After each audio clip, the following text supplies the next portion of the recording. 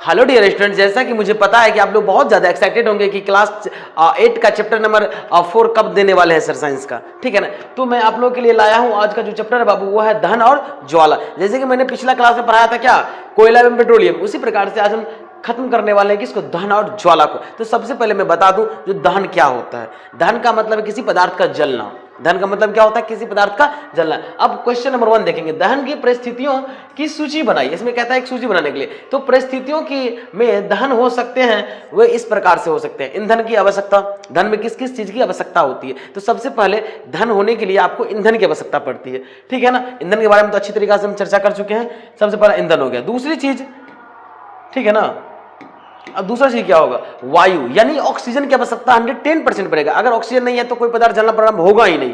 तो इसके लिए क्या चाहिए, वायु चाहिए यानी ऑक्सीजन चाहिए। उसके बाद आता है ज्वलन ताप। ज्वलन ताप की सबसे ज्यादा अहम भूमिका होती है। ज्वलन ताप, जिस न्यूनतम ताप पर आकर कोई पदार्थ जलना प्रारंभ कर देते उसे ही कहते हैं ज्वलन ताप। ओके, अब देखते हैं नेक्स्ट क्वेश्चन है बाबू, कहता है रिक्त स्थान की पूर्ति कीजिए।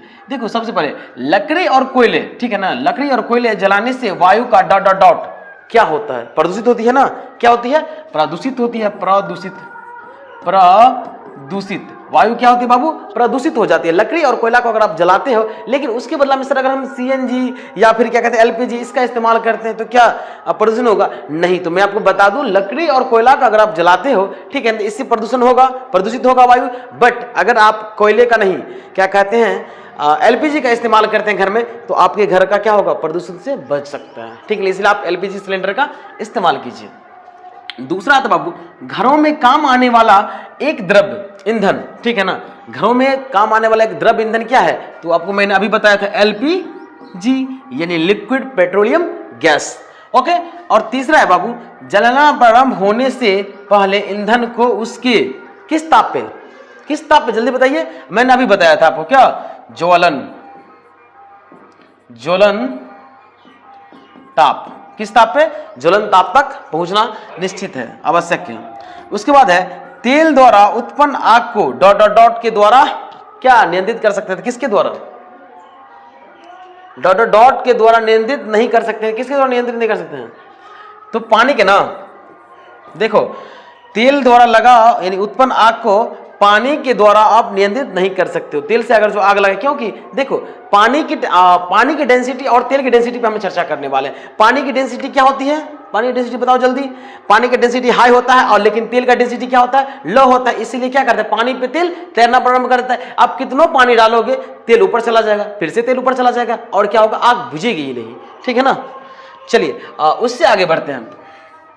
कहता है समझाइए कि मोटर वाहनों में सीएनजी का उपयोग हमारे शहरों को प्रदूषित किस प्रकार से कम हुआ है। अब देखो गौर से, सामान्य ईंधन में सल्फर डाइऑक्साइड, ठीक है ना, नाइट्रोजन, सल्फर डाइऑक्साइड, नाइट्रोजन के ऑक्साइड, सल्फर के ऑक्साइड आदि जैसे हानिकारक, ठीक है ना, उत्पादों की मात्रा अधिक होती है और जो कि वायु प्रदूषण के मुख्य कारक हैं। सीएनजी इन प्रदूषणों में की मात्रा बहुत कम होती है, इसलिए सीएनजी एक स्वच्छ ईंधन है। इसलिए कहा जाता है कि अपने वाहनों में अब सीएनजी वाला वाहन की परचेजिंग किया जाए, क्योंकि पेट्रोल से भी क्या होता है बाबू, पेट्रोल से भी प्रदूषण फैलता है और कोयला से सबसे तो फैलता ही, पेट्रोल से फैलता है। इसलिए आप सीएनजी इंडिया में भी अब क्या होगा, सीएनजी का प्रचलन बढ़ जाएगा, ठीक है ना। अभी तो पेट्रोलियम है, पेट्रोलियम वाला सिस्टम है, पेट्रोल वाला, बट कुछ दिन के बाद क्या हो जाएगा, सीएनजी वाले सिस्टम आ जाएंगे सारे के सारे।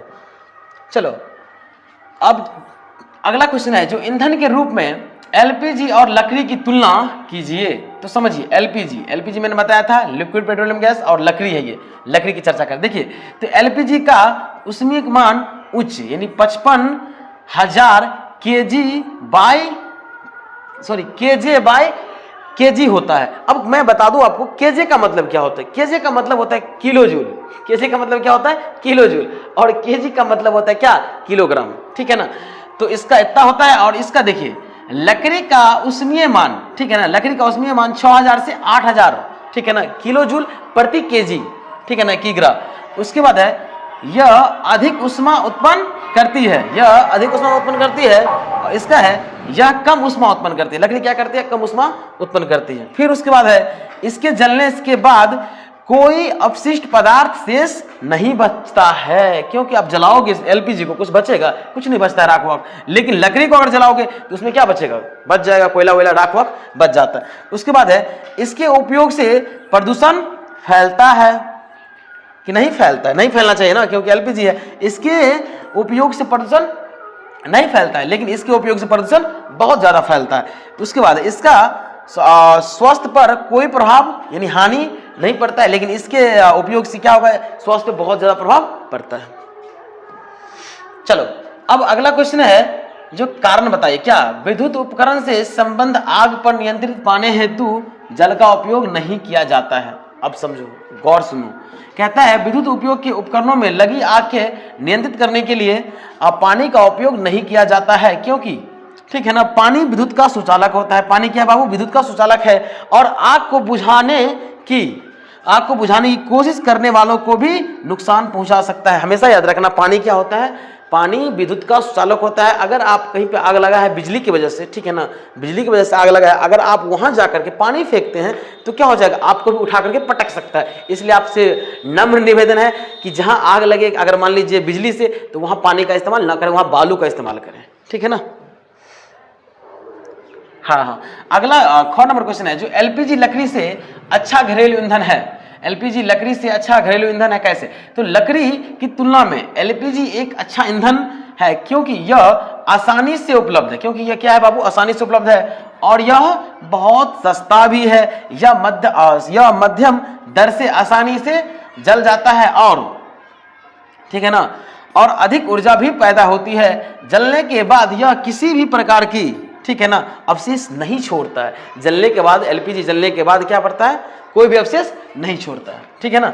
चलो फिर उसके बाद आता है गौ नंबर। कहता है कागज स्वयं सरलता से आग पकड़ लेता है, जबकि एल्युमिनियम पाइप जो होता है, चारों ओर लपेटा गया कागज का टुकड़ा, ठीक है ना, आग नहीं पकड़ता है। अब गौर समझना, तो कागज स्वयं सरलता से आग नहीं पकड़ लेता है, जबकि एल्युमिनियम पाइप के चारों ओर लपेटा गया, ठीक है ना, कागज का टुकड़ा आग नहीं पकड़ता, क्योंकि कागज की ज्वलन ताप एल्युमिनियम की पाइप के चारों ओर क्या करता है? लिपटे रहता है, कागज की तुलना में कम होती है। समझ में आया क्या?